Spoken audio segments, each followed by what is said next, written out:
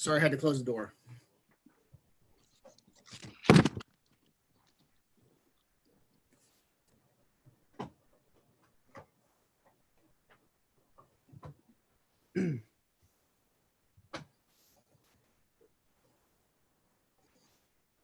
All right. Good evening. My name is John Foran. I'm Executive Director of the Miami University Menard Family Center for Democracy. And on behalf of the university and our partners at the Journal News and the League of Women Voters of Oxford, it's my pleasure to welcome you to tonight's Meet the Candidates Forum, featuring 10 candidates who are currently running for a variety of public offices on the November general election ballot. Except for the presidential race and judicial races here in Butler County, invitations for this forum are extended to all candidates who are listed on the ballot in Butler County or have been certified as write-in candidates. And we're pleased that 10 of the candidates will be joining us here tonight. Before getting started, let me first thank our participating candidates for joining us here for this forum. And let me also introduce my fellow moderators for tonight's forum, Jennifer Fisher, who is co-president of the League of Women Voters in Oxford, and Michael Pittman, who covers local politics and community affairs for the Journal News. Let me also explain how tonight's event will proceed. We've adapted to a Zoom format, essentially. It's not designed as a debate. Rather, it will proceed basically as a series of individual conversations with participating candidates, where each candidate will have the opportunity to introduce themselves to voters and speak as they wish about their candidacies, their ideas, and their views on the issues facing our area in the years ahead. At the end of this series of conversations, then, we'll wrap up the event probably a bit after 8 o'clock. So to get things started, let me turn things over to Mike Pittman and our first candidate here this evening, Dr. Vanessa Enoch. Great, thank you very much. And just a little bit of formatting. Isaac, Mr. Reed, could you turn off your camera, please? Thank you. So Vanessa, tell us a little bit about why you are running. This is your second time running for Congress. So tell us a little bit about yourself and why you decided to run.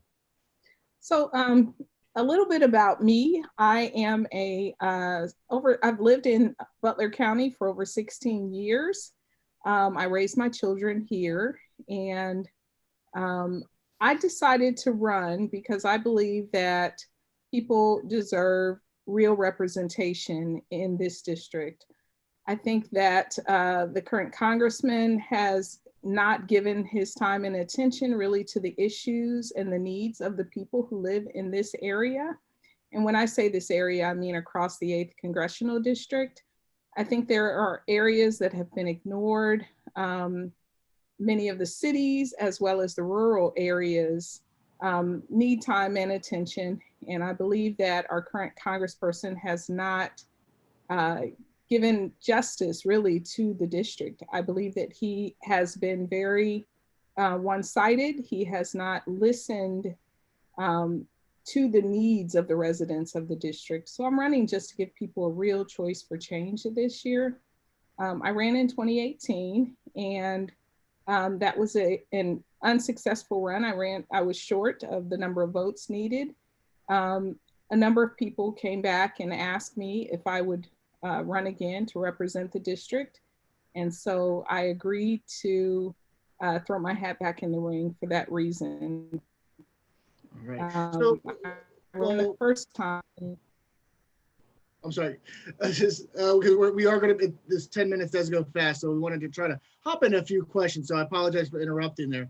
But name your top 3 priorities for, if you are elected, what would be the top 3 issues you would address in office?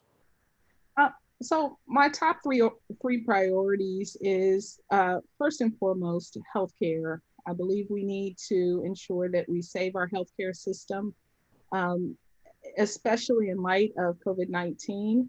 We'll be in trouble without healthcare. We're already in trouble because we're facing a pandemic, and we don't know when that might end. The second thing that I am deeply concerned about, again, because of the pandemic, but even before then, I was concerned about, and that's economic development and job creation. I think we need to ensure that people have a livable wage. When you look at the fact that wage rates have not gone up, and yet the price of everything has, it makes it very difficult for people to live off of the wages, low wage workers, for example. The other thing that I think is important is making sure that we save our Social Security system. I think that the individuals who currently hold power in this district have really made decisions that are detrimental to being able to save Social Security. In fact, I've heard estimates from government offices that say that we should probably expect that Social Security can only last another 3 years beyond December. And that's deeply concerning to me, especially because at 50 years old, I have spent a good 40 years, 30 some years of my life paying into the system that they're saying is no longer going to be there. So I think those three things are going to be important. Now, you mentioned healthcare at the beginning, and there's a big decision by Congress right now, by the Senate, to a confirmation hearing for Judge Barrett. And it's been reported that President Trump wanted a judge who would repeal Roe versus Wade and repeal Obamacare.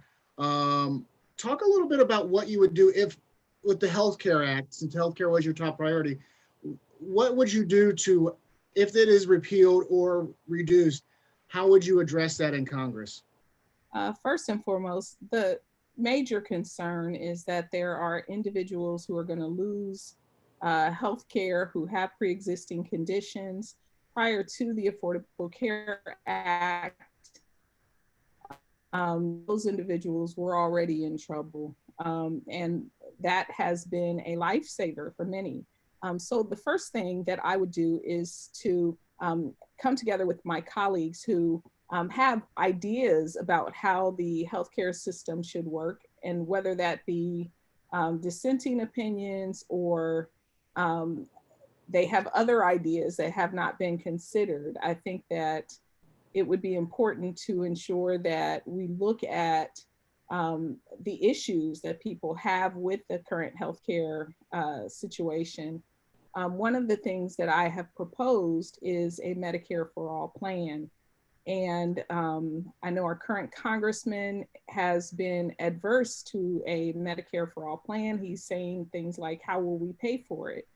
Well, this particular administration cut taxes for the wealthiest in our country and put us in $3 trillion worth of debt, which really, if we had diverted the funds that they decided to allow the wealthy not to pay, we could have funded Medicare for all. So I think we need to look at that. We need to look at people who aren't paying into our tax structure, who aren't paying their fair share, and make sure that wealthy taxpayers are also contributing. We need to ensure that the mass incarceration is ended, because we can put people back to work. Over 550,000 individuals who are incarcerated for nonviolent offenses could be paying into our tax structure, into our system, which would also help cover that cost. Immigrants who are not paying into the tax system because they are not, they don't have a pathway to citizenship, that could also help improve our tax structure, which would enable us to be able to cover the cost of healthcare. Now, one thing with Congress, there's a really big partisanship in Washington, D.C. How would you reach across the aisle, especially if the majority could swing to the Republicans? Who, I mean, I think it would stay, the House would stay in the Democratic control, but most likely the Senate in the Republican control. How would you reach across the aisle to get something done? And I think that's the key thing as it relates to our current congressman, that he is not someone who listens to the other side. I listen, I believe that it's important to develop relationships and to ensure that concerns are heard of folks on the other side. As someone who has worked in corporate America, as someone who has managed people, I've learned that it's important to listen to people with various opinions, because when you share ideas, that's when the best ideas emerge. So I'm not adverse to having those conversations and understanding what it is that is a challenge for people on the other side. Oftentimes, when I've heard those conversations, it is because people don't want to see an increase in taxes. Well, I think there is a way to do it without having to increase taxes. I have a business mind. My background is in business. And I think that there's not enough business people. It's not enough people who sit in those seats who have struggled. I know how to manage a budget. I will work with my colleagues across the aisle to ensure that the best ideas emerge and that we can collaborate and come up with something. Great. Now, one thing that we've seen in Ohio here is a lot of issues with dark money. Talk a little bit about what would you like to see with campaign finance reform to help make sure to shine a light on some of these donations? My major concern is Citizens United gave a voice to businesses, and really to the extent that the business or that the voices of business are more prevalent than the voices of constituents, and that's a concern for me. I think that as a voter in this country, that we should have the power to make decisions about how our government is run. I don't think that big business should have more voice or a bigger voice than constituents. And so Citizens United should go away. We need to have legislation that would ensure that a business voice does not resound louder than that of the people. Our government, our governing documents say we the people, not we the businesses. And, you know, I think when you have a situation where money rules the roost, then you've got a problem. And we're seeing that problem right now where, you know, the people don't have a voice because business can fund big campaigns and put whoever they want in office. And those people are beholden to those big money interests, to the detriment of us, the detriment of our environment and all sorts of things. Great. Now we only have a couple minutes left. I wanted to give you an opportunity just to say what you want, kind of your pitch to the public, why they should vote for you. We do have about a minute and a half or so, maybe a minute. So if you want to take this time, the rest of this time here, just to talk to the people. Well, thank you. I appreciate that opportunity. So I'm running not for myself. I don't have any special agendas. I don't have any big money interests that I'm trying to serve. I'm running really just to represent the people of this district. I'm asking for your vote so that I can go and represent you. I hope that people will go to my website at enochforcongress.com, check me out. I think the most important thing is that I come with a background where I have lived and struggled in the ways that many people across the district have struggled. And I think that that struggle has helped me understand what's important and to ensure that there's a voice in Congress that can go and fight for those concerns. I am not a person who has jockeyed for leadership. I understand the responsibility of a leader because I've been a leader for many years. So that is not, I don't need a fancy title.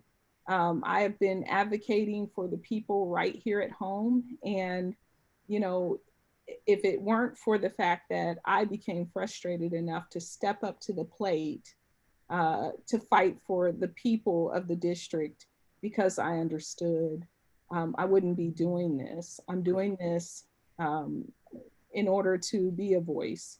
And Wonderful. So, well, sorry to interrupt, but we are at our time here. It goes by fast. So Jenny Fisher from the League of Women Voters of Oxford, you have our next candidate. Vanessa, thank you very much for your time. all right, thank you. Okay, good evening. I would like to introduce to you Mr. Isaac Reed. If you'd like to go ahead and Yep, thank you. He is a write-in candidate for the 8th Congressional District. And my first question for you is, what party do you associate with and why did you choose to be a write-in candidate? Absolutely. First off, thank you for having me this evening. I greatly appreciate it. I am really an independent. I used to be a Democrat for several years. Even as a Democrat, I would work with the Republican Party of Ohio on different bills within the state, Ohio State House and the Senate. Former Ohio Senator, State Senator, sorry, Bill Harris. I've worked with him on a few different issues in the past, as well as some other different organizations here in Ohio. I like to stay directly in the middle. So what the voters will find with me is that there are some things where I will lean a little bit left on, and there's other things where I'm a little bit more conservative, typically fiscally conservative. Okay, great, thank you. If you make it to Congress, what will your top 3 priorities be? Absolutely. My very first priority is term limits. I want to introduce a bill on term limits for House members, Senate members, and the Supreme Court, all 3. We have congressional members who have sat in the House and in the Senate for 20, 30 years. One of them is actually approaching 40 years now in the House, who you cannot tell me that they grew with their district at any point, but they made their district kind of grow around them. Same goes with the Supreme Court. We're a country that is constantly changing. We have new ideas and new beliefs, and a Supreme Court where we have justices sitting on there for 20 to 30 years at a time aren't able to stay fresh with those new ideas of the younger generations. And that's why I strongly believe term limits. The second thing is Social Security. I know Ms. Enoch spoke a little bit about it, but I actually want to make a lot of revisions to Social Security, including allowing people who are on Social Security who are of an older generation to not have to worry about going over their hours at work and getting penalized. I want them to be able to make an honest wage, and we know that Social Security by itself just isn't enough.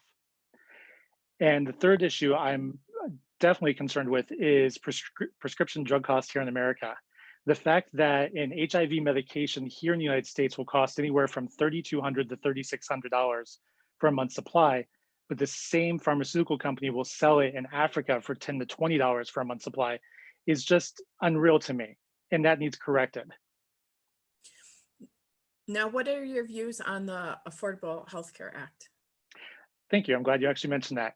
I actually had the honor in 2010 to participate in the Obama administration as part of the Interfaith Council, because at the time I was a faith leader here in Ohio, to discuss the Affordable Care Act with other faith leaders, with the Interfaith Council, with Kathy Sebelius and Janet Napolitano, regarding my concerns.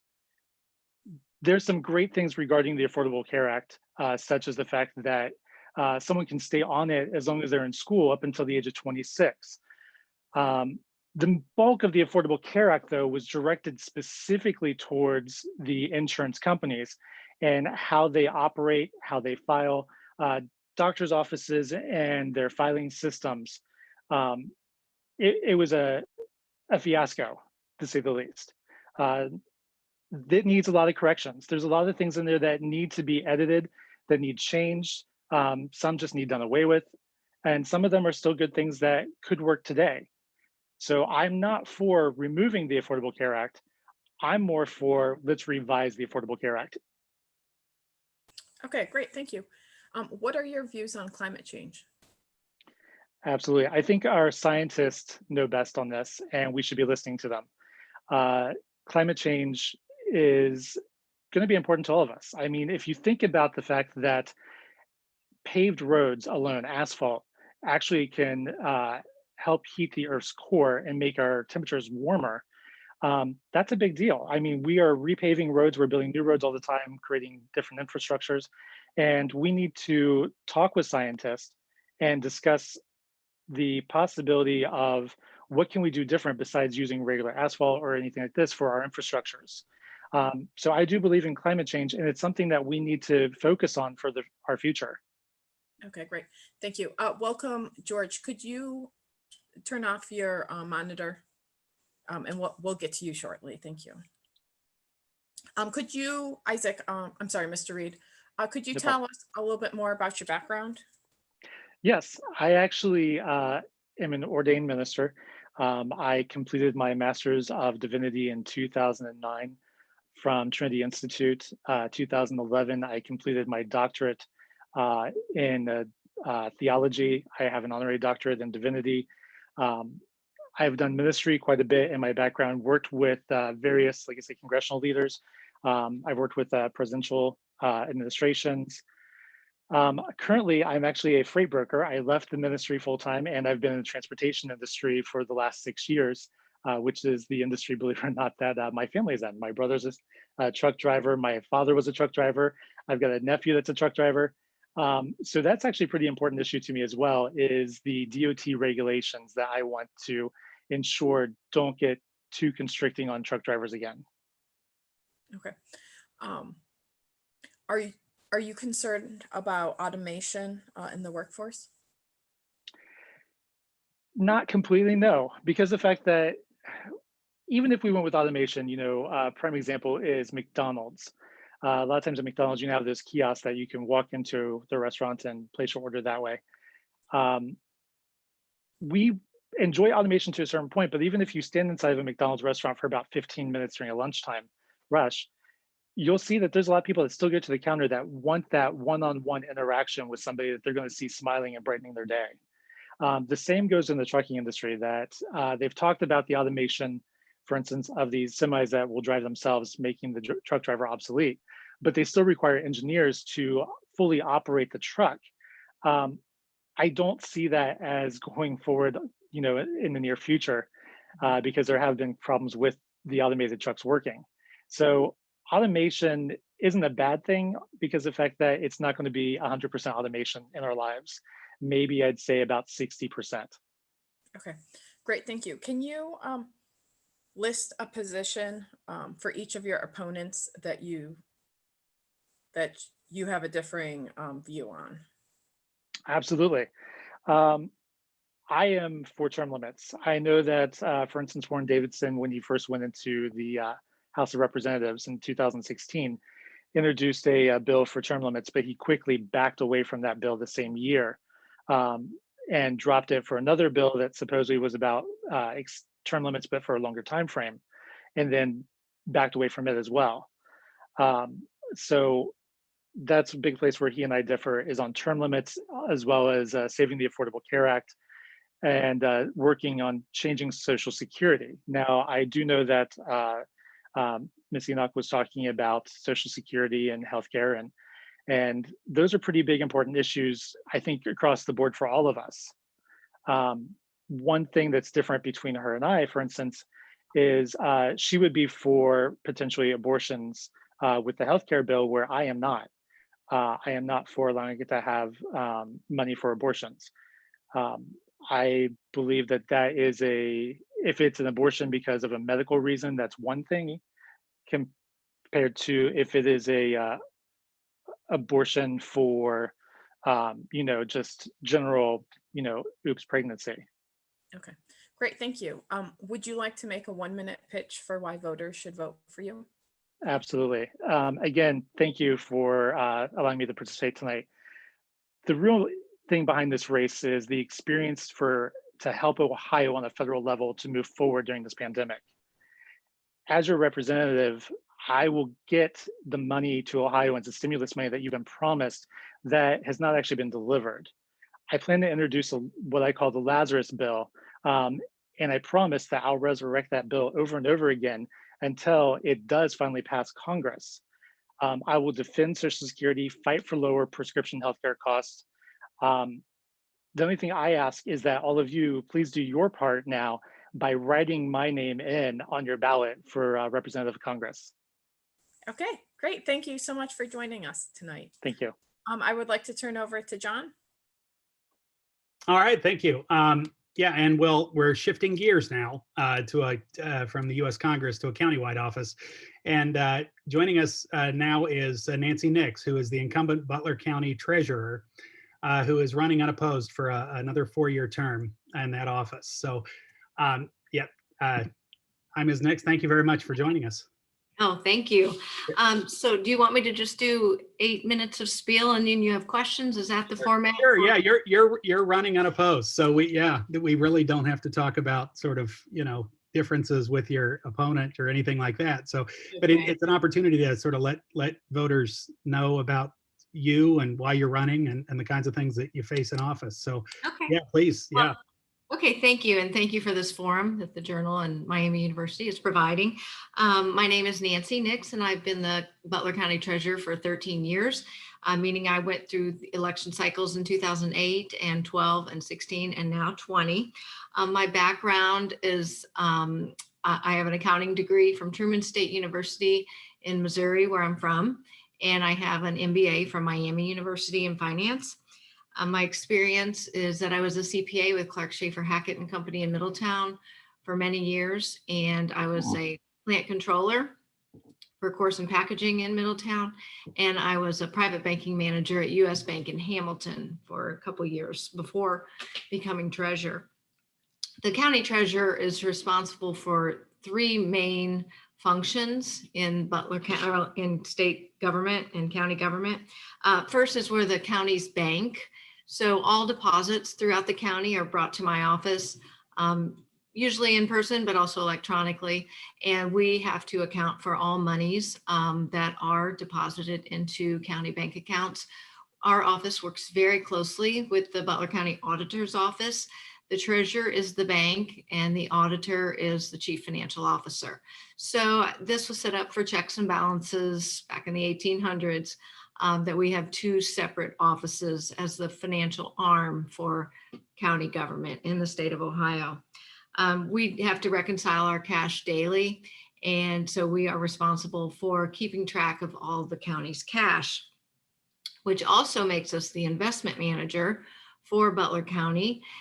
Currently, we have nearly $400 million invested for Butler County, which seems like an astronomical amount of money, but it is all the funds for Butler County, including social service agency funds, general fund for the county, the sheriff's office. All monies for the county are invested with the Butler County treasurer. For 68% of that, almost $400 million, we have a portfolio manager in Columbus. That's through Meter Investments. And we have 24% in Star, Ohio, and the rest is liquid in local banks, mainly US Bank. So we try to receive the highest return we can, but our main priorities are safety and liquidity, and then return. Now, the treasurer of the county is really known for its collections activity. It's those nice little tax bills that everyone enjoys receiving every January. And also second part of the year, depending on whether you escrow with your mortgage company or not.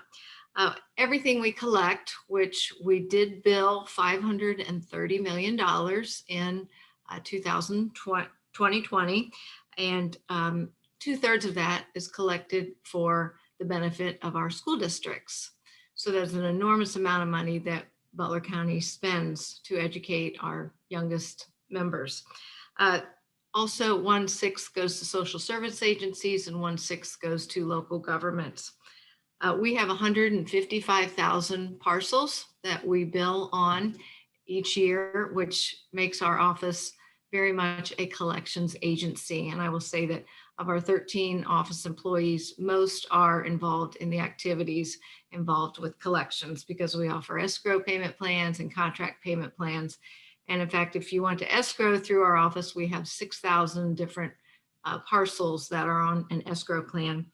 If people are having trouble maintaining their tax payments and are falling behind, they can get a payment contract. And we currently have over 800 different parcels that are on a late payment contract right now. Our delinquency rate is a 2.9%, which is, you're going to be surprised, but the lowest it's been in at least 15 years. I don't know what the rate was before I became treasurer. I'm sure there were highs and lows, but for the records I have, it's the lowest it's ever been. Now with COVID and what our long-term economic future holds, I'm sure that 2.9% will probably not hold. Of our employees, of our annual budget is around 1.5 million. We're one of the very smallest offices in the county. 75% is employees or labor. So we're a very labor intensive office. I will also mention the land bank. The county treasurer is the statutory chairperson of the county's Land Reutilization Corporation. And we began that in 2012. We have received millions of dollars in federal and state grants, $2.6 million from the state and $4 million from the federal government, 2 different types of programs. And we have brought down, demolished over 800 blighted or vacant residences. And we're looking to the future and hopefully getting into commercial demolition, but it's all it all depends on future funding. And right now we don't have any more state or federal grants sitting in front of us. So it's going to be scaled back a little bit until we find future funding. Lastly, I'll mention that I'm the president of our statewide association, the County Treasurer Association of Ohio. It's been an interesting year with COVID, where we usually spend a lot more time in Columbus, but everything's by Zoom now. So it's made my year as president different, less active than I would have liked for my year president, but I'm still very happy to be involved with our state organization. When I look back at accomplishments for our office, I would say what I would most hang our hat on is that in my 13 years, we have cut our staffing in half. When I began working, we had 26 employees plus a couple interns, and we now have 13 employees.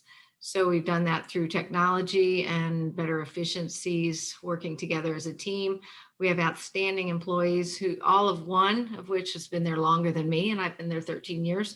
So I dread the day when we start having retirements because of all that institutional knowledge and commitment and professionalism that we have with our employees.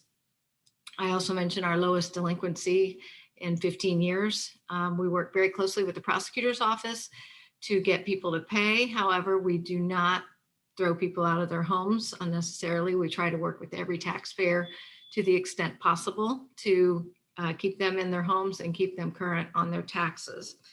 And I would say the last accomplishment is our land bank activity that has brought in millions of federal and state dollars to Butler County. So that's what I will close with, and I'll be glad to take any of your questions. Oh, well, thank you very much. We just have a couple minutes left. I really appreciate that. Let me, since you are running unopposed, let me ask a more general question about sort of politics as it exists right now. Basically, there's, I just asked for a comment. Basically, there's a lot of concern right now about sort of a decline generally in the population among Americans, a decline in their faith in government, their faith in public service, their faith in public officials. Do you have any thought about that, or any idea of how we could address that? Yeah, well, I think that is heartbreaking in Butler County.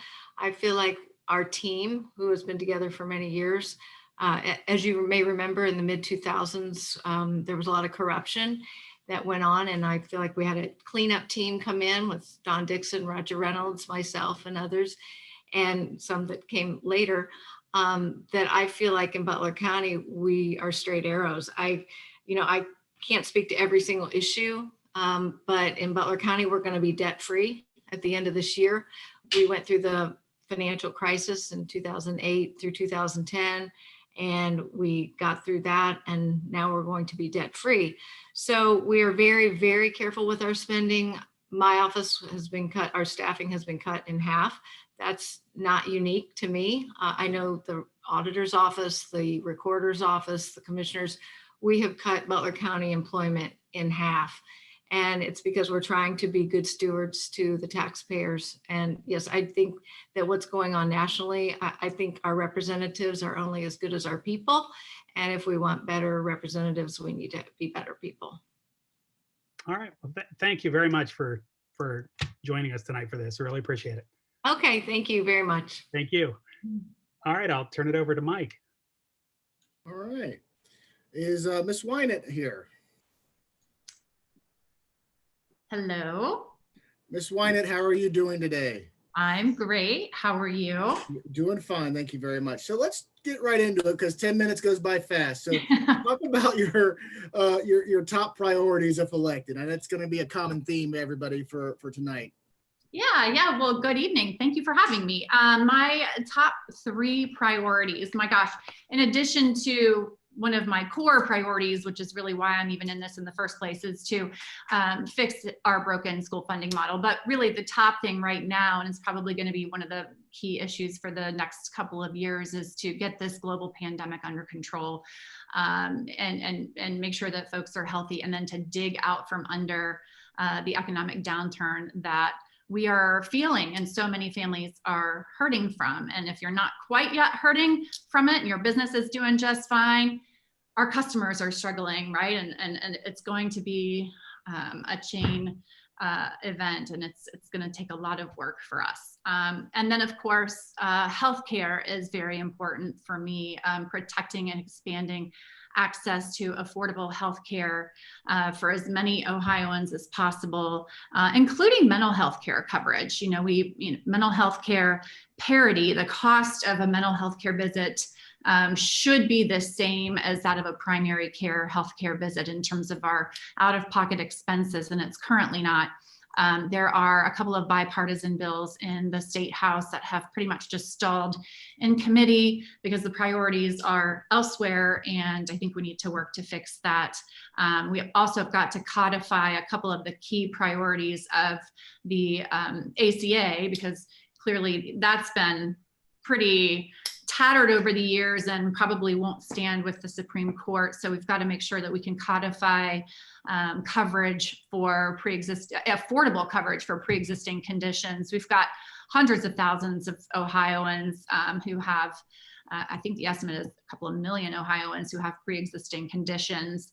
And we've got to make sure that our insurance companies still cover those, and we need to protect the Medicaid expansion in Ohio. My third big priority is to work to end the culture of corruption in Columbus, which has been ongoing for quite some time. And it really is debilitating, and it hurts the taxpayers and the citizens of Ohio. Now, with the people that you've talked to on the campaign trail, have your priorities, are they lined up with what you're hearing, or are there some differing opinions of what people are saying as you campaign? Can you talk a little bit about what the people have been saying to you? Yeah, every day I talk to people whose lives have been impacted by COVID. I mean, whether it's someone who, I just talked to someone today who was tested positive and was diagnosed and has been very sick. I talked to people who have had to dig into their retirement, or people who've lost their jobs, or their small business has closed, or they've had somebody, a friend of mine just is still actually recovering out of town in a very, just to protect her privacy, in a very, top-notch hospital. But people are really, really worried about the pandemic and the resulting economic struggles that we're feeling. And so that is always top out of people's mouths. And then a lot of other people are, the next big issue is healthcare. I mean, the big concern, the buzz is always, we don't know what Washington's going to do. I mean, yes, we have the ACA, the Affordable Care Act. It wasn't perfect. It was okay. It was good. There were a lot of good things that came out of it. And it's become this political football ever since it passed. And, what we're hearing is there's a bunch of folks who want to repeal it and overturn it, but there's not really an alternative in place. And that's got a lot of families worried, especially people like me. I've got a daughter who's 22, a recent college graduate, and it's important to protect those kids who just graduate from college, and especially now in this economy where there may not be jobs available for them, and those jobs that they have may not provide health insurance. And so that's one of the important pillars of the ACA, is that our adult children can be covered under their parents' insurance until they're the age of 26. So yeah, voters that I talk to all around the county are definitely talking about these same issues. Now, if elected, right now, the split for the Senate's at 24 Republicans, 9 Democrats. It's probably not going to go far from that split. How do you work across the aisles, especially with that big, where the Republicans essentially don't need a Democrat to pass a bill? Yeah, Absolutely. And that's a problem. You know, first of all, I will say that like we have a super majority in both houses. Well, the Republicans have a super majority in both houses in Columbus, and it makes it very difficult for anyone from the Democratic side to bring a bill forward to get anything heard or any attention to that bill at all.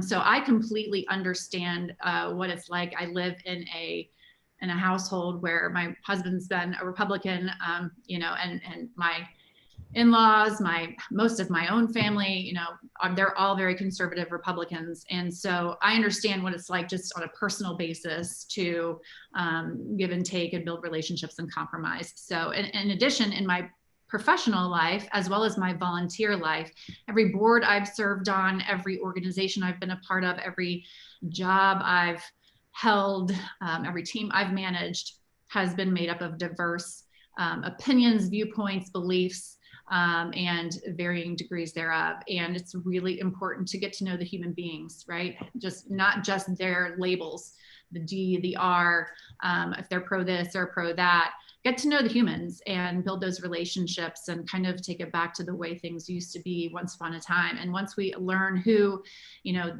each other is, we might find strange, you know, bedfellows, in other words, like people that we didn't think we had things in common with, that we can actually work together on other pieces of legislation to bring something forward. So relationships are important, and knowing that, yes, you do have to compromise in the legislature. And I think that that's, you know, policies that are really built to last are those that are built on compromise, because it doesn't leave a lot of room for one political party or the other to sort of use that as a political tactic or a football to argue back and forth. Now, you're running for the Senate this time against George Lang. You ran against George Lang 2 years ago for the House. So why did you decide to run for the Senate this time as opposed to maybe the House district? Can you talk a little bit about that decision? Sure. Well, I decided to run for the Senate because, frankly, there are 33 seats, and it's possible to be a little bit more impactful being one of 33 than one of 99. And we've got some very serious work to do in Columbus. And like I said, one of the key reasons that I got into this was working to fix our broken school funding model. And, you know, we've got to work to build alliances to get that accomplished. The other thing is the Senate district is all of Butler County. And so we had a very competitive race in 2018, moved the needle in the Democratic performance by almost 17 points compared to historic performance. And, you know, I think we've got a really important message to get out. And the more we can talk to folks around the county, the more we can help change the conversation in general, from it being just about, you know, an election just being about two issues that are really polarizing and divisive, and every candidate just having an R by their name, right? It's more important to elevate that conversation and to actually bring back a little bit of ethics and values and work for the things that people care about. So this is just a broader scale. Now, 10 minutes goes by fast. We're almost to our time here. So I want to give you the rest of this time. We got about a minute or so. Talk a little bit about, tell the people why they should vote for you. Why are you the best candidate? Well, thank you for your time, and thank you for giving me the opportunity. Again, my name is Kathy Weinett. I am from Butler County. I am from right here in this area. Went to Fairfield High School and Miami University. My husband Jim and I have 4 kids, and we're small business owners. I've been very involved in the community for a long time, and got involved in running for office because I worked on a Lakota school levy several years back. And that's when I learned a lot about Ohio's school funding model, which is unconstitutional, has been declared as such by the Ohio Supreme Court because it over-relies on property taxes. It's a challenge for homeowners, and it's a challenge for school districts, and we need to change it at the state level. Now we're living through a pandemic, facing a tough economy, and our state house is mired in an ongoing culture of corruption, and we need leaders who are ethical and will work for the things that we care about. Like I said, like getting more people back to meaningful work and building back an economy that works for all of us, and protecting, expanding access to affordable healthcare, and working to finally fix our broken school funding process, and actually investing in public schools. So honestly, instead of playing politics, it's time to just get back to common sense. And people over politics, that's all over my signs. It's not just my tagline. It really does mean that I will never prioritize my party or any special interests or donors over my neighbors right here in Butler County. It's about balanced solutions. We are earning a lot of bipartisan support around the county, lots of Republican support as well, which I'm very proud of. And that's really because we all agree that our senator should care about working families more than climbing the political ladder. And at the end of the day, we may not agree on every single issue, but you can bet that my vote's not for sale because ethics do On that, matter. thank you very much, Kathy. We appreciate it. And I turn it over to Jenny and Mr. Lang. Great, thank you. I would like to introduce Mr. George Lang, who is running for the 4th District in the State Senate. Hi, Jen. Thank you for joining us today. Can you tell us what your top 3 priorities will be in office? Yeah, my top 3 priorities will be to put Ohio on a better track as it relates to business and ultimately opportunities for people. 50 years ago, Ohio was rocking and rolling. We were the land of manufacturing, the land of flight, the land of presidents. And 50 years ago, we implement the Ohio income tax along with one negative regulation after another. 50 years ago, the average Ohioan makes 10% more than the average American. Today, the average Ohioan makes 10% less than the average American. And 50 years ago, we have 24 congressmen.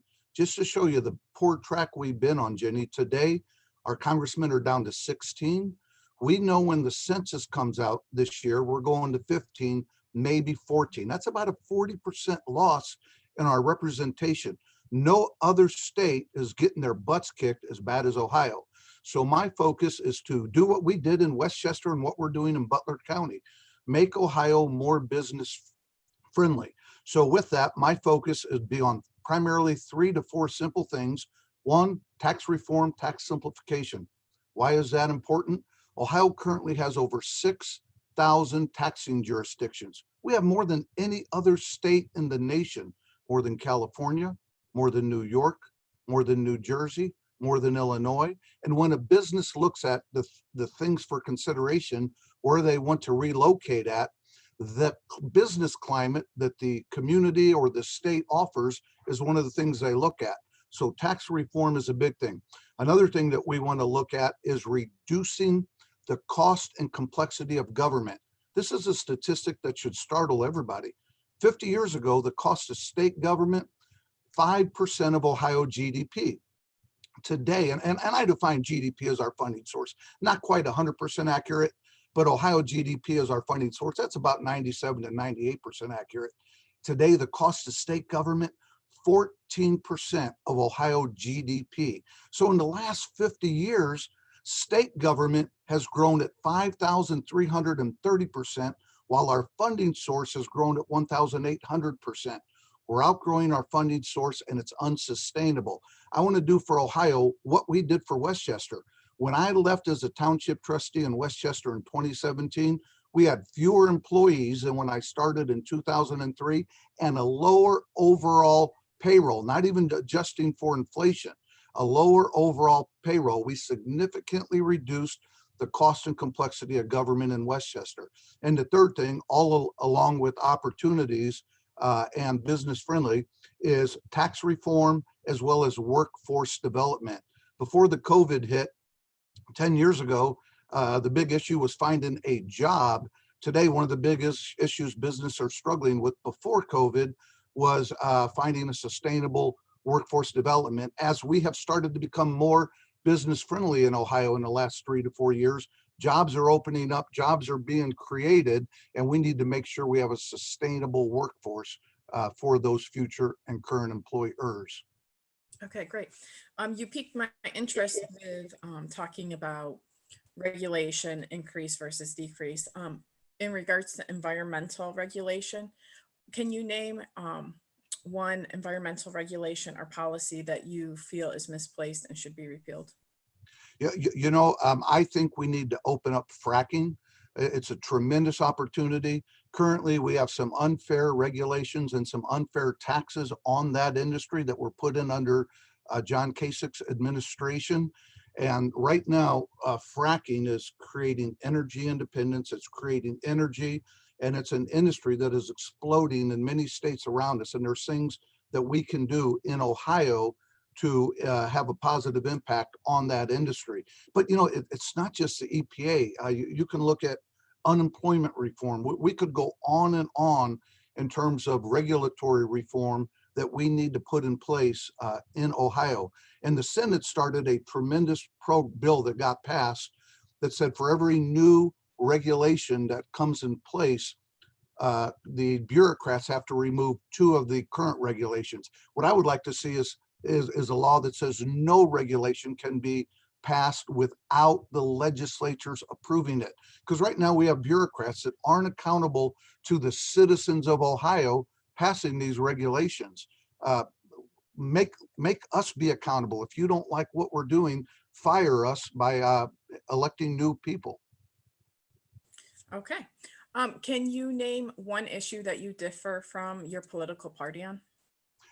Can you repeat that, Jennifer? Okay. Can you name one issue that you differ from your political party on? That I differ from my political party? Well, I can tell you the mess that Ohio is in going back the past 50 years, Republicans are complicit. When we are rocking and rolling, when the money's coming in like it was 50 years ago, we are just as bad as Democrats when it comes to spending people's money. So when I talk about shrinking the cost and complexity of government, it's something that a lot of Republicans say, but it's something my party has not done a good job at doing. I've done it. I've done it in Westchester, and I want to take that experience to the state of Ohio. It's very important. We have to reduce the cost and complexity of government, because today Ohio is the 5th most left state in the nation, not from an ideological perspective, but from people actually physically leaving the state.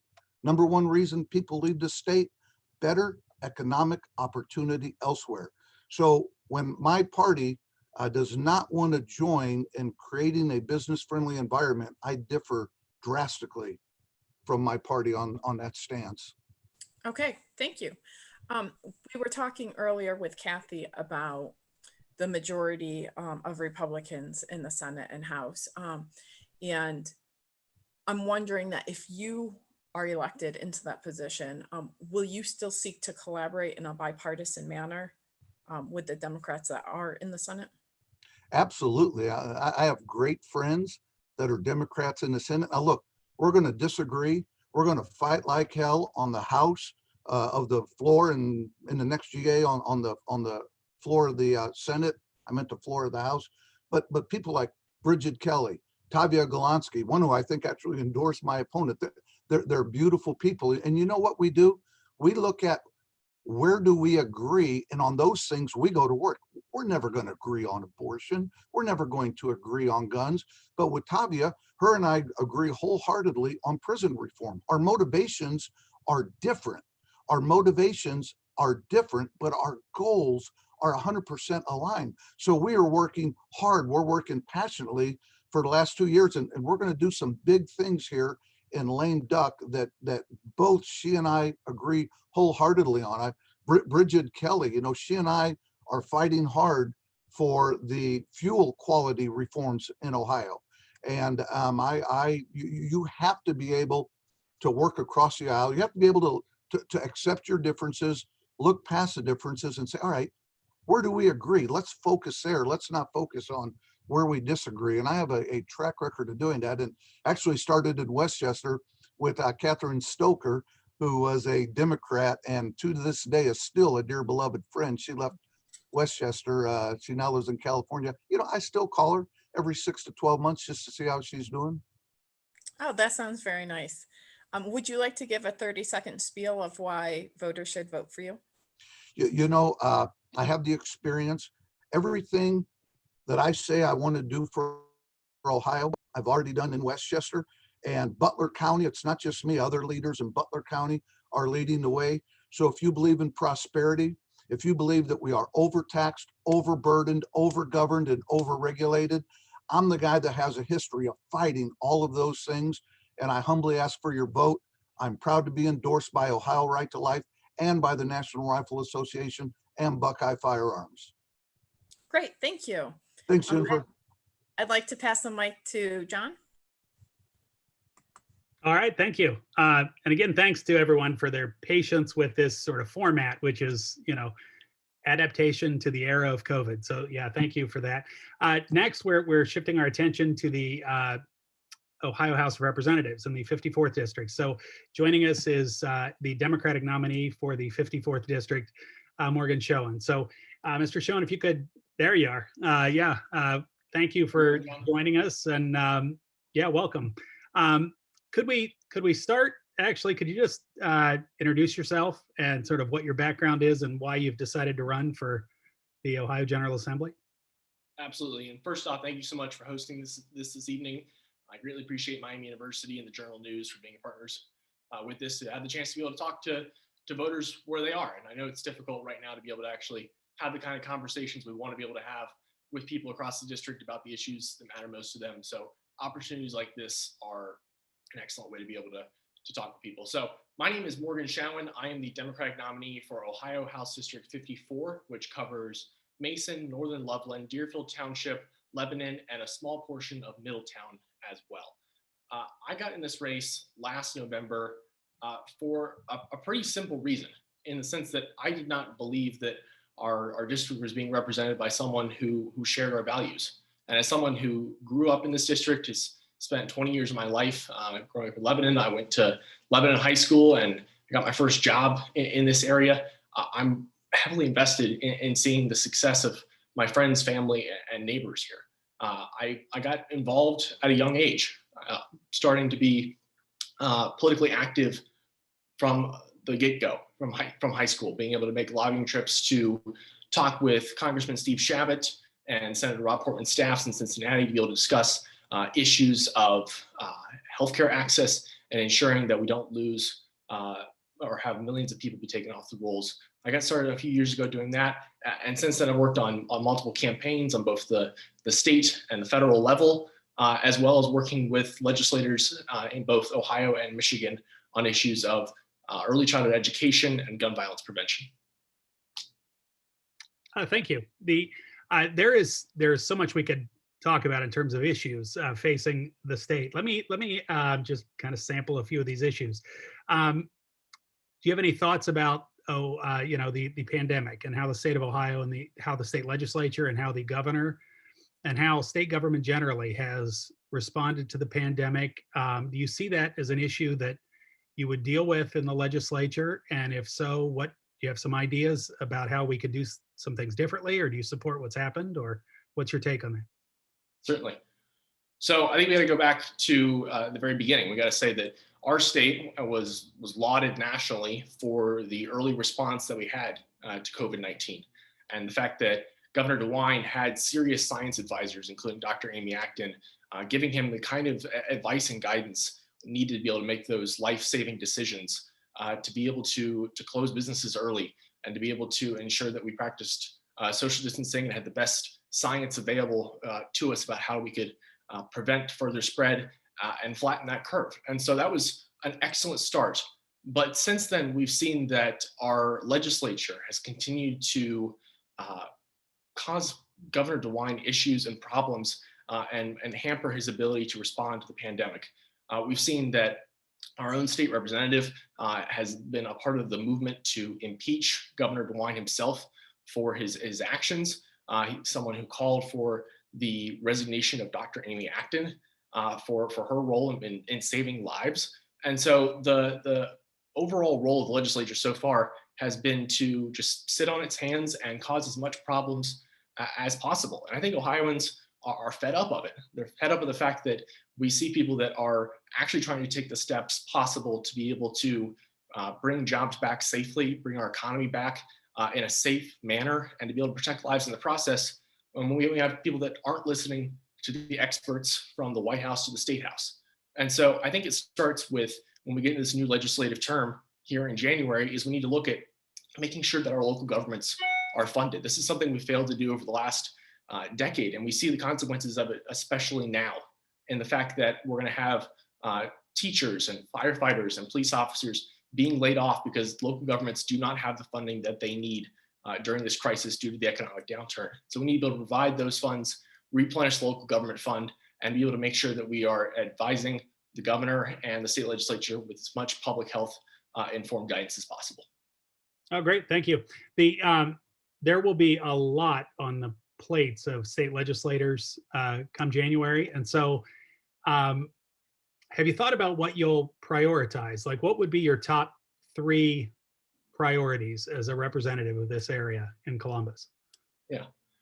So I think it's what people are focused on right now is what is issues of how do we stop the pandemic? How do we ensure that healthcare is not being taken away from people? And how do we bring back our economy?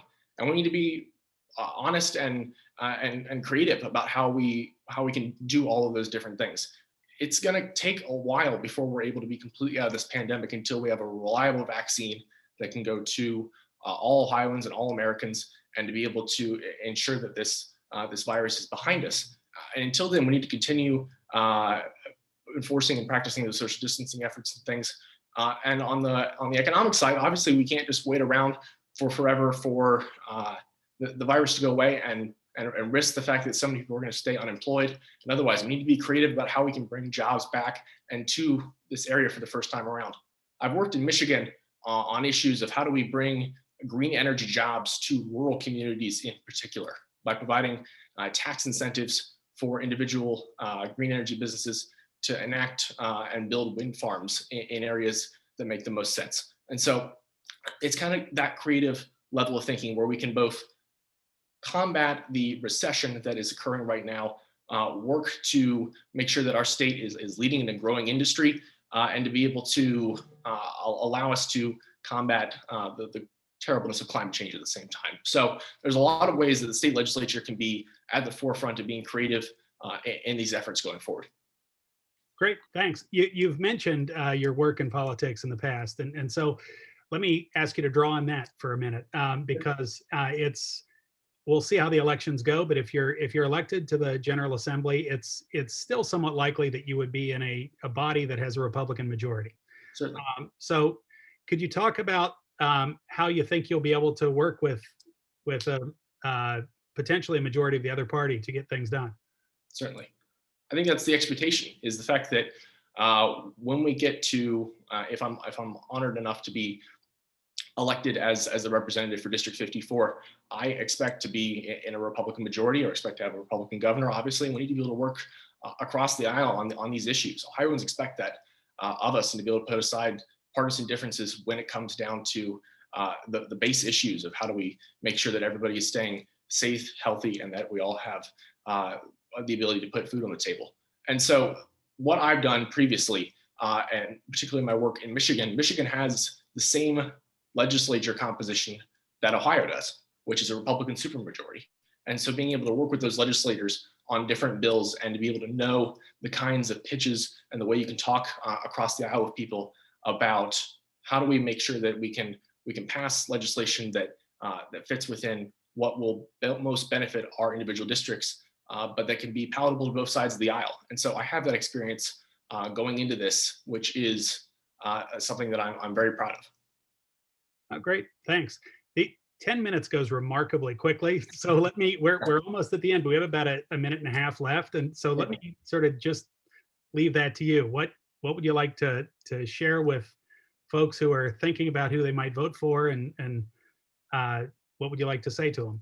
Yeah. So one of the things we've talked about most throughout this entire campaign is the issue of leadership, and the idea that when we elect someone to the State House, we didn't expect in 2018 that the people we were electing would be those responsible for handling a global pandemic. But when this crisis did occur, we got to see who was actually, who we sent to Columbus that was actually going to be able to lead in this crisis. And the issue for our district is that we have had absent leadership for the last 6 years. Our current state representative, who couldn't even be bothered to show up to this, to debate me at Miami University, the issue there is that he's been absent for the last 6 years, and that he continues to hold one of the worst attendance records of any state representative. And so when we talk to people across the district, whether it's Democrats, Republicans, Independents, they want somebody who, even if they don't agree with you on every single issue, they're going to be there fighting for you day in and day out, and you are their number one priority. And I promise, if I'm lucky enough to be able to earn your vote on November 3rd, and in these days to come, that will be my number one priority, is serving the people. All right. Well, thank you very much. I appreciate you joining us tonight. Thank you, sir. Have a good night. You too. Thanks. And let me go ahead and turn it over to Mike. All right. Do we have Mr. Horn here? Hello. Mr. Horn, how are you doing tonight? Doing well, Mike. Nice to see you. Nice to see you too. Well, let's get right to it. As we broken record here, 10 minutes goes by really fast. So talk a little bit about your priorities. What do you want to do if you are elected to the State House? Well, first, I'd like to again thank the Menard Family Center, you and the Journal News, and also the League of Women Voters of Oxford for putting this and the other candidate forum on that you did. Basically, what's most important to me are, not unlike the themes that you've been hearing all evening, healthcare and health safety. Those are, two separate but related issues. Jobs and the economy is going to be really important as we move through this ongoing COVID crisis. And also, dealing with the culture of corruption in Columbus is a big issue. We've got a mess, and we need to make some changes. Talking a little bit more about healthcare, I think it's important that it's part of putting families first, that we support caregivers. My parents are 96 and 93. I've been under the ACA, and I know how important it is to so many people, and how many different ways we can support the healthcare at the state level.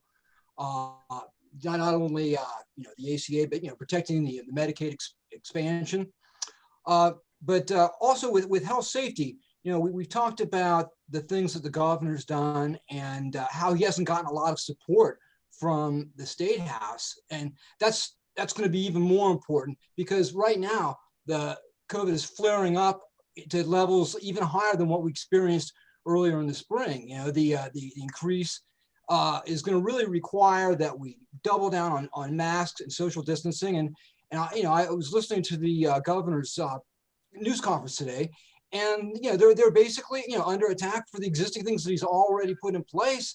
That things like making sure that children social distance in schools and wear masks where appropriate and possible. So that's under attack.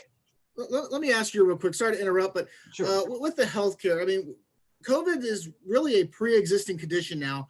The healthcare, the federal healthcare law, pre-existing conditions are part of the ACA, and if it's realistically could be repealed if the Supreme Court rules that way, along with pre-existing conditions. What do you do at the State House to help with that?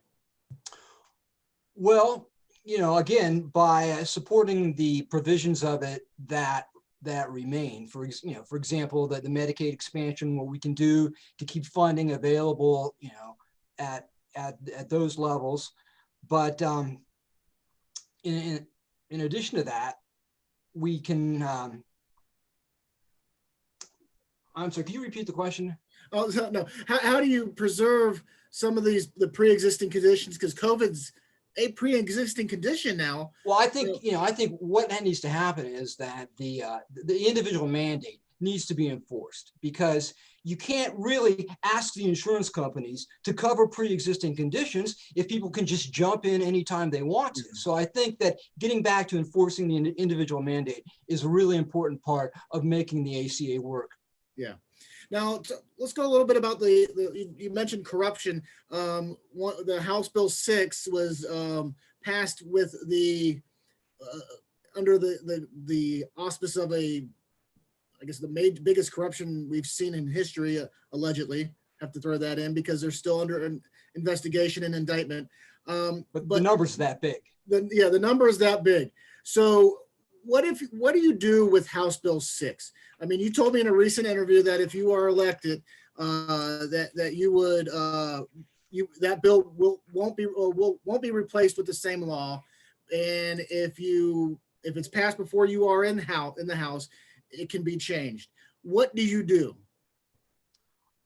Well, I think you take away the subsidies to the special interests, and you you create laws that are going to facilitate where we're headed in the future, which is, you know, good, clean, green jobs that are not going to make the problems that we've got worse, and are really, you know, we need to get ahead of the curve because someone else is going to do it if we don't do it here in Ohio to create those jobs. But there's more to it than just House Bill 6. We need to go way beyond that and do things about dark money. We need to specifically make lobbyists report who is paying them and how much. We need to require 501c nonprofits and other outside groups spending $10,000 or more on election-related activities to disclose those, them timely within 24 hours. Any donor who's given more than $10,000, we need to know about that. Yeah. So moving on, as we said before, broken record, 10 minutes goes by fast. I want to give you a chance to talk a little bit about your family's history in politics. It's kind of unique here. Well, you're a Democrat running, but you're from a Republican family. That's true. And I think that I'm going to be the kind of guy who can reach across the aisle to get things done. I grew up in Kettering. My dad was a politician, and I brought on, can you see this picture from here? No, it's a little low. It's got to hold up to your face. Hold it next to your face. There we go. There. Okay. This is that's a picture of Mike DeWine with me and my kids back when John McCain was had the Straight Talk Express. Hold it up a little higher. Hold it up. John McCain came to town with the Straight Talk Express. But I ran for city council when I first got out of law school. That was about 35 years ago. And, I didn't really have a whole lot of reason to get into politics. I had a comfortable life, and it seemed like things were, back in the 90s, things didn't seem that terrible. But my father retired in the year 2000. And since then, we've really seen a lot of changes. There's been, just one Republican scandal in Columbus after another. Since then, there was the CoinGate,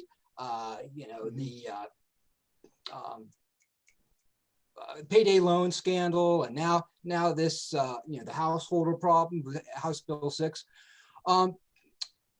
But that's what really got that. And then I've always worried about my children. I'm so glad that I got them through school. Two Lakota band kids made it all the way through, but I always worried about them. And then when the Dayton shootings happened, that was it for me. I couldn't stand by and no longer do anything. Like we've seen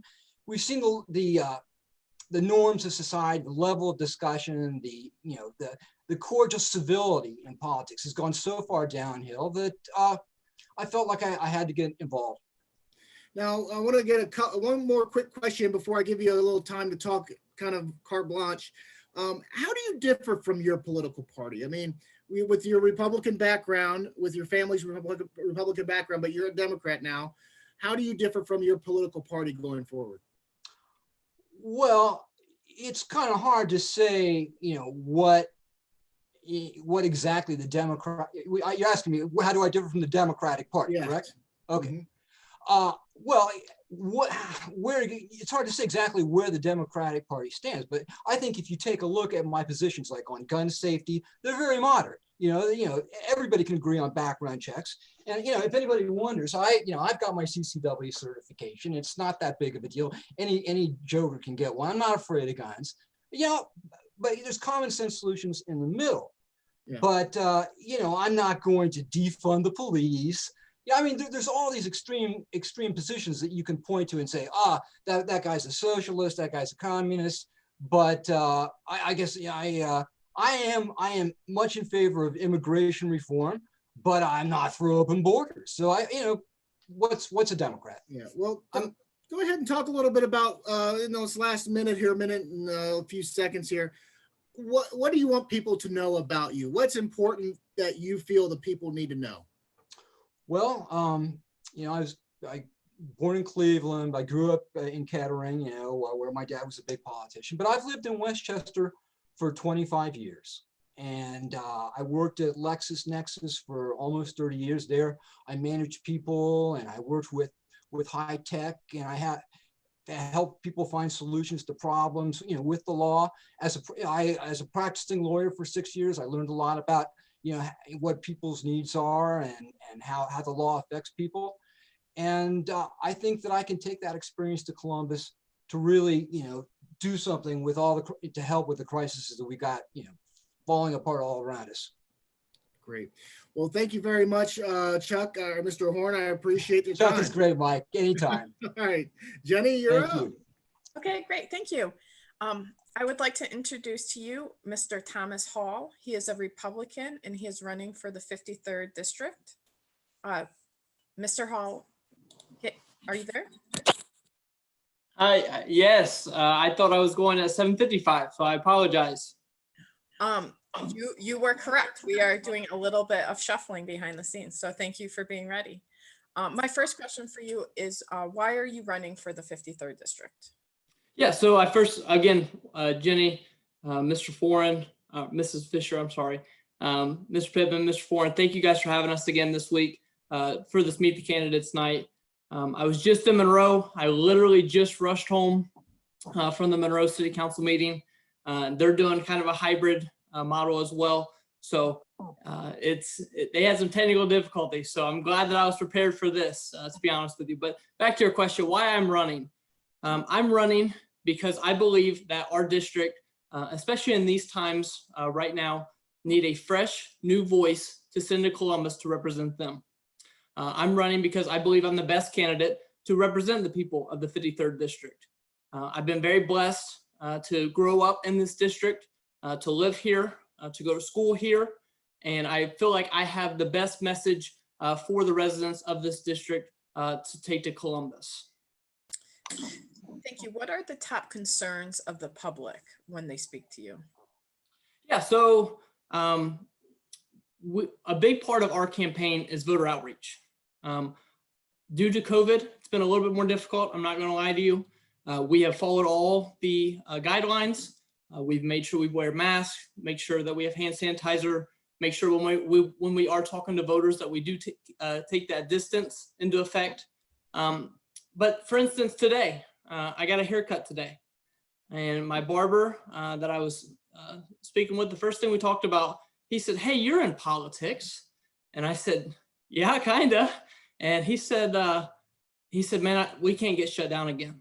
And he got kind of emotional talking about his business. And he said, "My business is starting to feel the effects of this pandemic." And he said, "We've been very blessed so far, very thankful to have our continuing customers." But he said, "We need to get our economy back." And I said, "You're preaching to the choir." I said, I wholeheartedly stand with you.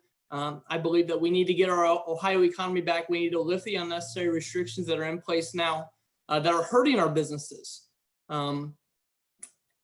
That's one of the main issues that I hear talking with different businesses here in Middletown, whether it be in Trenton or even in Oxford, to get our Ohio economy back. Another issue that residents bring up to me is the pro-life issue, and the issue of making sure we're enacting laws to save the unborn. And a lot of the debates going on right now in DC with the Supreme Court justice and some of the things that she's stood by. I believe in my lifetime, I hope and pray that I will live for the day that we overturn Roe versus Wade. And I think the state of Ohio has taken some steps to limit or not allow abortions in the state of Ohio. I think that we're going in the right direction. That's a very important issue. And lastly, there's a lot of issues that we talk about, but another issue that always comes up is our Second Amendment rights. And as the endorsed candidate by the NRA and Buckeye Firearms, I plan to fight for our Second Amendment right to keep and bear arms. Okay. Can you name one issue that you differ from your political party on? As far as like the national political party, the state political party, the Republican Party that is in office now, for instance, the governor, I disagree wholeheartedly. We're both Republicans, but I disagree wholeheartedly with the restrictions that he's put on so far. I believe in the beginning, and I've been very vocal about this, I believe that the governor was doing the right thing, taking the necessary steps. But there came a time, in the middle of June, late June, where there was no end game, and that's where I kind of challenged the governor on: is what is our end game with this? the businesses are hurting. We need to get back to normal. I'm very thankful that our school districts, our local school boards have stepped up and they've made the hard decisions to send their kids back to school. I'm very, very thankful. It's very positive to see even Middletown, where they are looking at going back. That's a very positive direction. And Talawanda, the last two schools here in the county that have not. So I'm pretty positive about our local school boards and the work they're doing. But yeah, that's. Okay. Speaking of school boards, what is your stance on arming teachers? Yeah, so a little backstory. My father's a school resource officer at Madison Local Schools. That is where I attended school, and then obviously went on to Miami University to graduate from there. And, you know, a few years back, Madison did have a school shooting in 2016. It's a day we'll never forget. It's a day that the families of the students will never forget as well. You know, I can kind of remember it like yesterday. So we've been a part of a school shooting. Not too many people can say that. I don't say that proudly, but I say that to say this. If it wasn't for my father with a armed weapon in the school to chase the student out the front door, then there could have been more disaster in that lunchroom.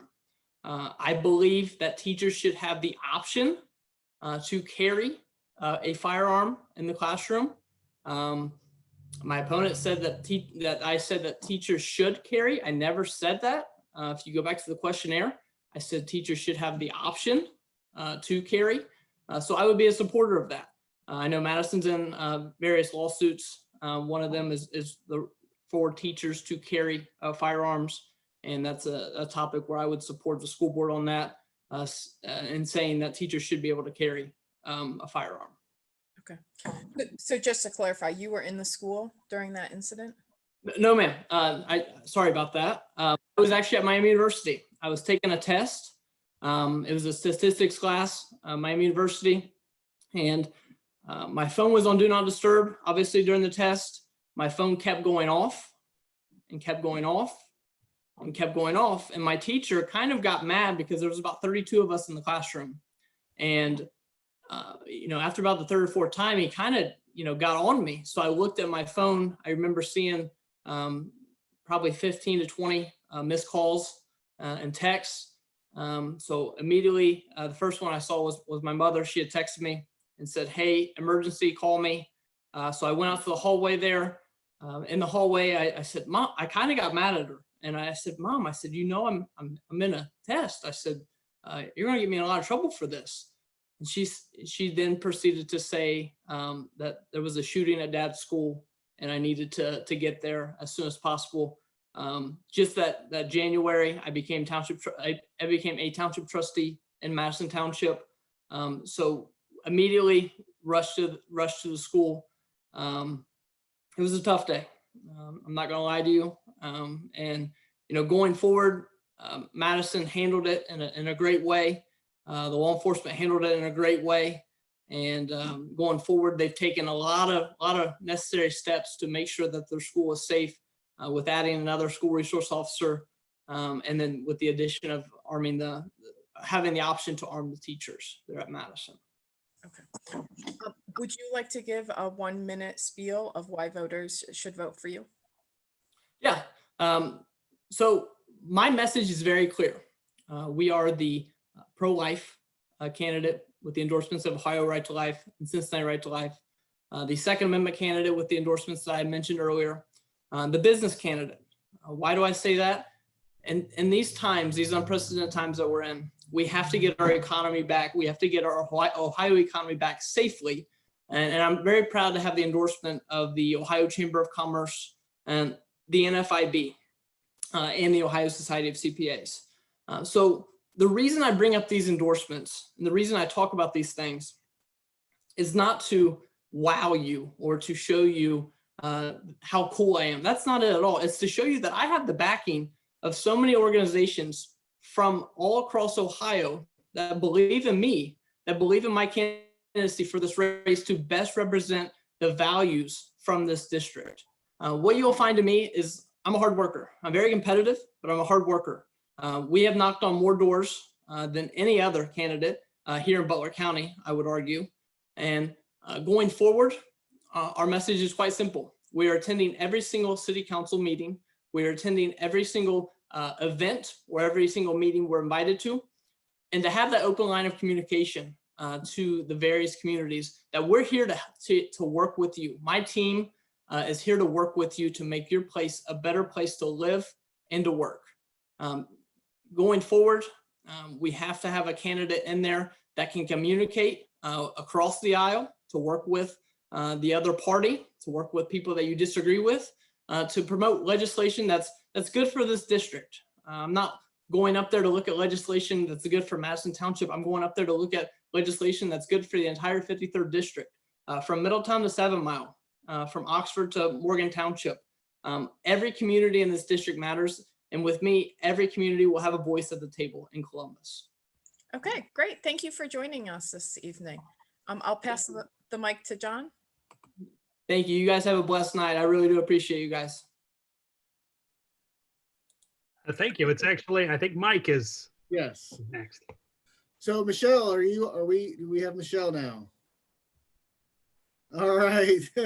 Hi, I'm here. Can you hear me? Yes, yes, you are loud and clear here. Thank you very much for joining Okay. us. A little technical difficulties, but let's hop into it. So let's tell the people a little bit about you, who you are, and why you're running for State House. Sure. My name is Michelle Novak. I'm running for House District 53, which includes Middletown, Monroe, Trenton, Oxford, and the adjoining townships. I'm a current school board member with the Middletown City Schools. I was first elected in 2015 and then re-elected again in 2019. As a school board member, I have been active in statewide advocacy for public schools. I'm a part of the Ohio School Board Association Urban Network, where the urban districts across the state meet and talk about issues that are unique to our districts. I'm also part of the Diversity and Equity Committee, where we are on a committee with rural and urban and suburban districts. And we also talk about equity issues that are important. And the same issues kept coming up over and over again. And we saw how the state policy was really impacting all of our public schools, making it difficult for us to provide the supports that our kids needed. And I have 4 children, and 4 children who attend public schools or have attended public schools. 2 have graduated now, but 2 are still in the schools. And it became very frustrating to see that the state policy was not supportive of our kids.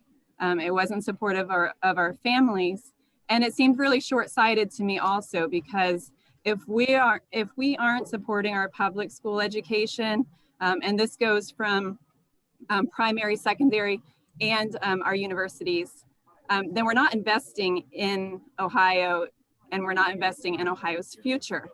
And I see a lot of short-sighted policies coming from Columbus, where it seems like they're saying one thing, but then the policies that they're implementing are really undermining what they're saying that they plan to do. And I see that across the board in a lot of different ways. Now, so I'm assuming, big leap of faith here, education is one of your issues. So talk a little bit about your issues, your top 3 priorities in the State House. Sure. Well, of course, education, definitely a high priority. It's an investment in our future. It's an investment in our businesses, attracting new businesses, building new businesses. We need an educated workforce, and we need our kids to have opportunities. So that those supports need to be there. As a school board member, I've also seen how not having access to healthcare impacts our kids, how it impacts our families and their ability to really be empowered and fulfill their own potential. So healthcare, and again, being part of an urban district, you know, we see a lot of parents living in poverty. We see the drug epidemic, and all of these issues are related. I know you said 1 or 2 or 3 maybe, but really a lot of issues that are impacting our communities are interrelated. And the Republican policies have over time loosened restrictions on businesses, Our taxes and our tax law has been, there's plenty of loopholes for people making over $1 million a year. And it's policies like these that continually undermine our middle class. And we have this trend of more and more people living in poverty. And those same trends are going with our crime rates, our drug epidemic. And so the big policy is I want to build in new economic policies that are going to help support rebuilding our middle class. So bringing good paying jobs here to the area and creating new businesses. So really the economy is my big issue. Now, this has been a kind of a reoccurring question for our Democratic candidates, but in reality, I mean, it's a big difference with the House and House Republicans and House Democrats. You'll be in the minority. It's most likely it'll remain since they have a supermajority, I believe. How do you work across the aisles? I mean, they can vote things in without the other party. Yeah, no, absolutely. And, I don't like to play party politics. I mean, if we're representing the people in this area, then the Republicans in this area and the Democrats in this area should be looking at the same policies. And I see that we have a lot of the same concerns. We just have different ways of going about it. I'm creative with my ideas. I have done lobbying in Columbus with the Alzheimer's Association, and I worked with State Senator Steve Wilson. We have a relationship there. As a school board member, I have a relationship with a lot of our current representatives and representatives across the state. Don Jones, I know Representative Jones, he's a big advocate for public schools, and he's a Republican, and he's from a rural district. And we've been able to talk about school funding. Cup Patterson, that's bipartisan legislation. So there's a lot of compromises, and I already have a lot of those relationships. And we have those conversations because I am an elected official. School policy is very important in our state house. And so a lot of our current representatives do communicate with school board members. So I don't think that that's going to be an issue at all. Now, we are going to be running short on time here a little bit, but I want to get maybe one or two more questions before we give you some time just to kind of talk to the people there. So what's one thing that you differ from the Democratic Party? I mean, not everybody agrees 100%. Oh, right, of course. And I didn't come into this race looking at the Democratic platform saying, these are the policies that I want to push forward in my district, and that's why I'm running. Really, my intention for running was to represent the people that live here. I've done nonprofit work here in the community for a really long time, and that's not bipartisan. So I came in to really remove obstacles for people who are on the front lines, doing the work every day and helping to support them. So I'm not really running because I want to push the Democratic Party agenda, although I do align more with the Democratic Party agenda than I do the Republican Party agenda. And also, the Republican Party is the status quo. They've really made it difficult for people to feel heard and represented in our communities for a really long time. So I definitely am a Democrat. I'm a progressive. But I'm willing to talk to everybody in our community. I'm on the Chamber of Commerce Leadership Committee here locally, and and I have a lot of those conversations already. So, I don't think I answered your question exactly, except. So how does your local government experience here translate to the State House? In so many different ways. I've been lobbying for. You mean my local government experience as a school board member? Your school board experience. How does that translate to the State House? Well, we have 5 school board members, and we are probably like 50-50 and one undecided as far as political party. I mean, we're always having conversations and having to compromise. And I think that's how things should be. I don't think it should be just dominated by one party or another, or one group or another. Really, I think if we're going to have the best policies, we need to bring a lot of different voices to the table, and we need to talk about those policies. And then we need to make some compromises. We can't come in there as absolutists that aren't willing to compromise, because then we're really marginalizing a large part of our population. So my school board experience, I make decisions based on conversations with people in the community. I bring all different voices to the table, and that's how we make decisions. And so as your state representative here in Butler County, I will continue to do that. I will continue to bring different voices to the table, not just people that agree with me or that I agree with.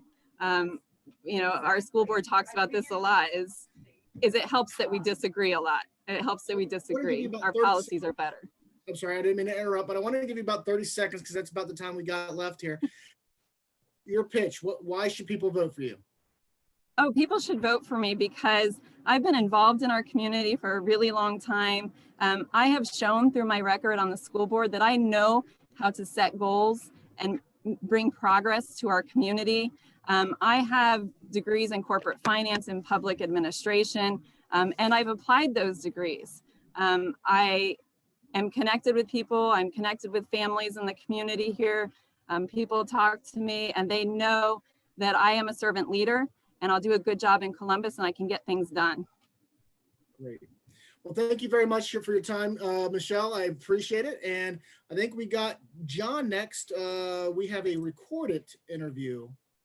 Thank you very much. Yeah, thank you.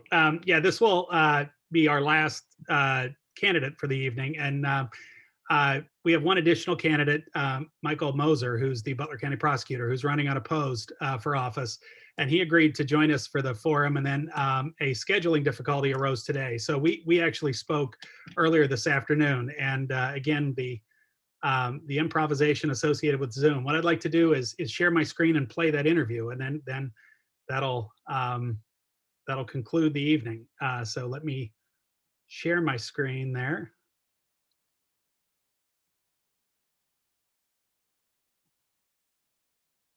All right, now we're being joined by Michael Moser, who's the Butler County prosecuting attorney, who's running for another 4-year term in office, running unopposed. So thank you for joining us, Mr. Moser.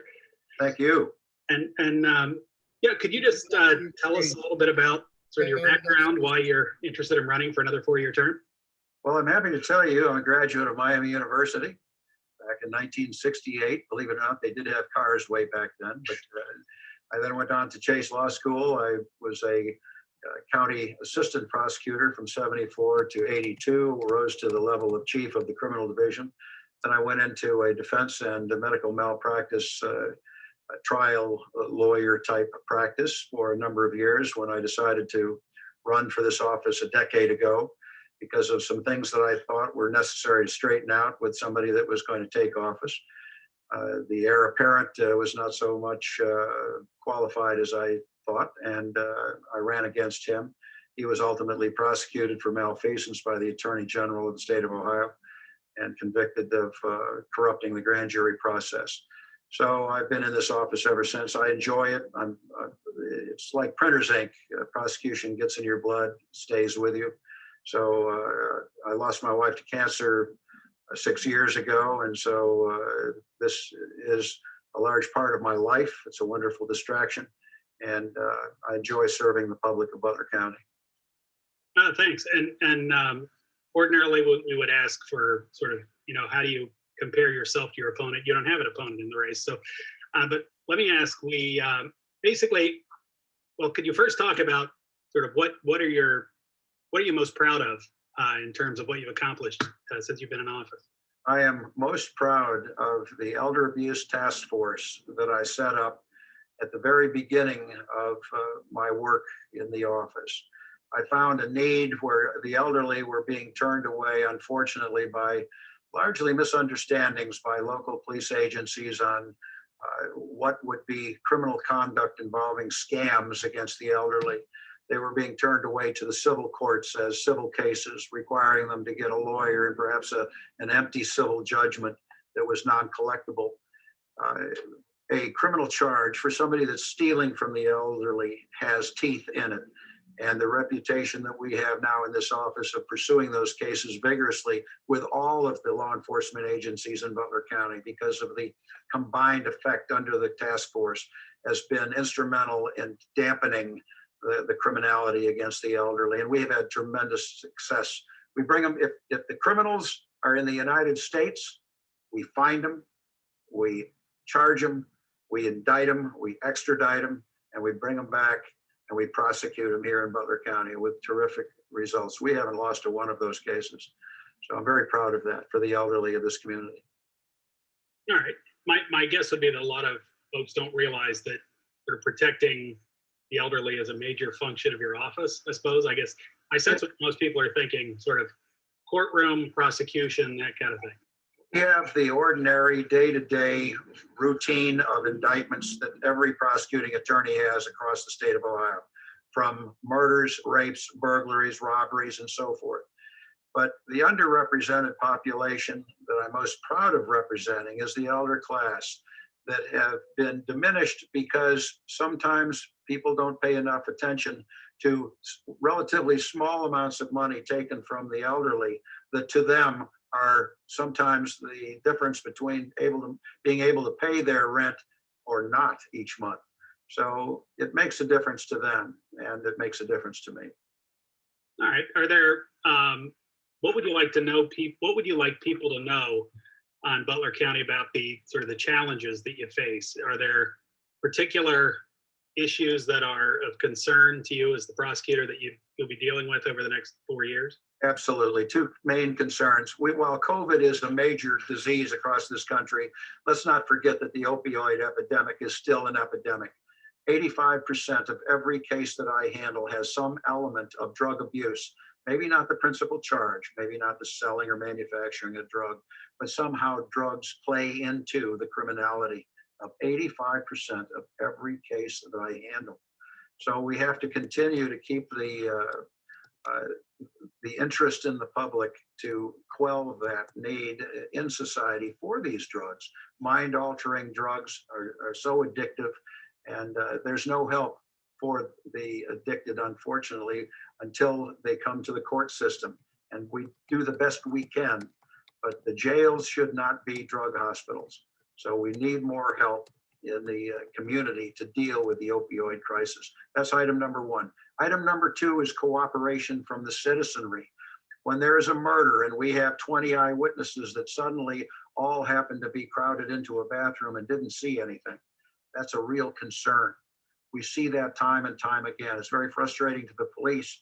A case right now in Middletown where they're having trouble finding people that are willing to cooperate. It's because they won't cooperate for a variety of reasons. Fear of retaliation is one. And that's a terrible thing, that somebody won't come forward because they're afraid that they may be hurt in the process, or because they fear the police, or they feel that the police are working against them, or they have some other issues that keep them from cooperating. And without the public cooperation and the investigation of criminality, we will not succeed. So I gotta have that. All right, great. Let me put on my professor hat for a minute and ask you about a couple of things we hear from students a lot in the criminal justice program and just get your reaction to it. One is we are obviously talking a lot as a society right now about issues of race in criminal justice, issues of unequal justice under law, if you want to put it that way. Do you have any thoughts on that and how that affects what your office does? Or? Absolutely. I think it's a wonderful point to make. I do believe that excesses within police departments are aberrations as opposed to a systemic problem. It is easy for the media to overblow a horrible event. If somebody is seen being killed by a police officer on the nightly news every day of the week, every hour of every day, but it's only one isolated event, it does leave an impression that there's a systemic problem, and that's a false narrative. But what we do in Butler County, as an example, is all officer-involved homicides go to the Butler County grand jury. I started that before Baltimore, before Missouri, before anywhere in this country where there was this issue of police brutality. All officer-involved homicides have gone to the Butler county grand jury where they belong for the purpose of transparency and fairness. And I think that's a plus. So there's a civic understanding here, and people get an education then how these cases are handled and what the problems are. So that's what we do in Butler County. Oh, great, thanks. And let me ask the other question that often comes up talking to students as well as others. Plea bargaining. There's a perception that that plea bargaining is a flawed method in a lot of ways of dealing with cases. Any thoughts on how does that work in Butler County? And it's the same way it works in every county. We do have to do triage. In every hospital in this state, they have a triage unit to treat the most serious to the less serious cases first. That's the way it works. We only have so much time for any given case. Does that mean people get a pass because of plea bargaining? No. What we want to have is accountability. We want to do justice also. If there are multiple charges, because the law permits multiple charges, does that mean that every single one of those must go to trial for a conviction on each one of those charges or a fact pattern that is relatively singular? No. If I get accountability by a plea of guilty to murder, which carries a 15 or an 18-year to life sentence, depending on whether there's a firearm involved, do I need to have the tampering with evidence charge tied along to it? Do I have to have some type of perhaps a resisting arrest charge tied along with that? Or can I plea bargain to those, if you want to use that pejorative term, away and still go forward then with the principal charge of murder? Because that's what I do. In Butler County, manslaughter is not the default plea to murder. You murder somebody in Butler County, you're going to go to trial for murder. You're not going to be reduced to manslaughter because I don't have the time and I need to, quote, triage that. No, I'm going to use a sensible approach on how we deal with the charges we have, the fact patterns presented, and what is just under the circumstances in all cases. And that's what the public elected me to make those determinations and decisions. And if they don't like what I'm doing, then they need to elect somebody else. But so far, I've been unopposed, and I think I've been unopposed for a reason, because I think that even the defense bar recognizes that from this prosecutor, they get justice, even though it may not taste good sometimes. They know that the facts are what is talking. It's not just some hard-headed guy that wants to make a name for himself. I don't need a name for myself. I've been around here for almost 50 years. I think people know that the G on my name, G-M-O-S-E-R, the G is the only silent thing about me. That's the way it is. But we do the best we can with what we have. And that's how plea bargaining, if you want to use that term, that's how it works. oh, great, thanks. These things go quickly, right? So let me just ask in closing, is there anything you would want to say to, if you want people chance to tell people something they don't know that you'd like them to know, basically? Well, I'd like them to know that the prosecuting attorney is probably one of the most independent persons you have in the county, because I'm the only totally self-funded Butler County prosecutor in Butler County history, never to take a campaign contribution, not a nickel, not a penny from anybody. My campaign account has about $86 in it. It all came from me for the filing fees that I have to have for the office that I hold. And that's it. That money comes from me to that. And that keeps me independent. Nobody can say that anybody got a deal because they gave Mike Moser $10,000 for his campaign. I'd also like to tell the people that I'm the first prosecutor in Butler County history to have a countywide diversion program. Municipalities such as Oxford have had diversion programs run by police departments and things like that that would work out pleas in advance of a court hearing, but not countywide. I did away with those independent deals and have a countywide system for Butler County cases in the 3 area courts we have, so that somebody can go into diversion and be treated the same in Westchester as they are in Hamilton, as they are in Oxford, with respect to those cases that arise in our countywide system. I'm very proud of that. The first in Butler County history. Great. All right. Well, thank you very much for joining us for this. I really appreciate it. Thank you for the time. It's been a pleasure to serve citizens of Butler County and to have this platform to tell a little bit about, because I've been unopposed, to tell the county a little bit, the citizenry, a little bit about what we do and how we represent them. Thank you, sir. Thank you. Appreciate it. All right, now we're being joined by Michael Moser, who's the Butler County. Thank you, everyone. On behalf of the League of Women Voters of Oxford, let me thank our co-hosts for this event, Miami University and the Menard Family Center for Democracy and the Journal News. And let me extend my own thank yous to my co-moderators, Dr. John Foran and Michael Pittman, for their efforts in playing and hosting this candidate forum. And a big thank you to our candidates whose participation tonight represents a commitment to engaging with the public and to help inform the voters in Butler County about the choices that they have on their ballot. We encourage everyone to vote and to make their voices heard this election year. The early voting polls are open from 8 a.m. to 5 p.m. this week. And each week the schedule changes slightly, so please check the Butler County Board of Elections website. Also, registered voters may request a mail-in ballot, and instructions on how to vote can be found on the Butler County Board of Elections website. And of course, Election Day is on November 3rd.